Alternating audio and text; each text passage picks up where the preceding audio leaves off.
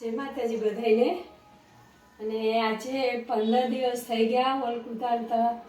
ઘણો ટાઈમ વયો ગયો કારણ કે હું કુંભ સ્નાન કરવા ગઈ હતી અને ખૂબ જ સરસ રીતે ગુરુદેવની કૃપાથી, માતાજીની દયાથી અને પિતૃની કૃપાથી ખૂબ જ સરસ રીતે 5 દિવસ સુધી સ્નાન થયું।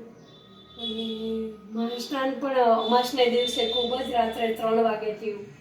અમે બહુ જે કાંઈ અફડાતફડી થઈ, તકલીફ થઈ ત્યારે અમે ત્યાં હતા જ નહીં। અમે નીકળ્યા અને અમારી પાછળ આ બધું થતું ગયું। એટલે આગળ ઉપર 2 વાગે થઈ ગયું હતું ને અમે 3 વાગે તો સ્નાન કરી લીધું હતું। એટલે અમને એ કશું નડ્યું નથી। પણ ત્યાં ઠંડી હોય અને અંદર જે 70 કિલોમીટરની અંદર વાહન આવવા નથી દેતા। એટલે તમારા કેમ્પથી તમારે જ્યાં નાવા જવાનું હોય, જ્યાં સ્નાન હોય, ગંગા નાવા જાઓ કે પછી ત્રિવેણી સંગમ થાય છે ત્યાં નાવા જાઓ, તો તમારે 5-6 કિલોમીટર ચાલવું પડે। અને ખાવા પીવાનું ચોખાઈ ખૂબ જ સરસ હતું। એ તો આપણે આપણા નેતાઓને ધન્યવાદ દેવા જોઈએ કે ખૂબ સરસ રીતે કર્યું અને અમારું પણ ખૂબ જ સરસ સ્નાન થઈ ગયું। પિતૃની કૃપા અને આપણા બધાના આશીર્વાદ। એટલે હું તો એમ કેમ ઘરે આવી ગઈ છું અને આજથી હવે મારે વોલ્ક ઉતારવાનો હતો પણ કંઈ થતું નહોતું, તો થયું કે થોડું બતાવી લઉં। આજકાલ તો આજ ચાલે છે, ટોપ છે જીન્સ ટોપ।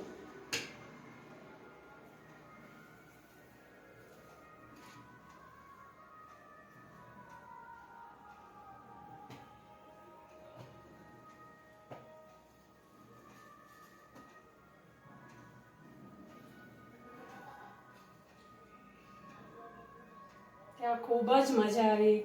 અમે પ્રવીણભાઈ તોગડિયાના કેમ્પમાં ઉતરાતા, બધું જ ફ્રીમાં હતું।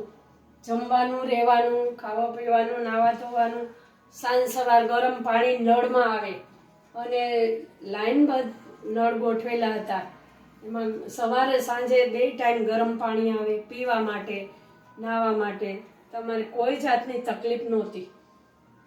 એટલે પ્રશાસન તો ધન્યવાદ દેવા લાયક છે। અને યોગીજી તો વાહ વાહ, યોગીજી જેવા નેતા હોવા જ જોઈએ આપણે।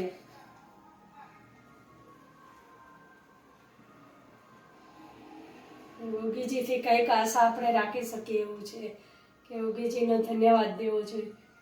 અને હું તો જઈ આવી પાછી આવી ગઈ, બદલ તમારા બધાના ધન્યવાદ।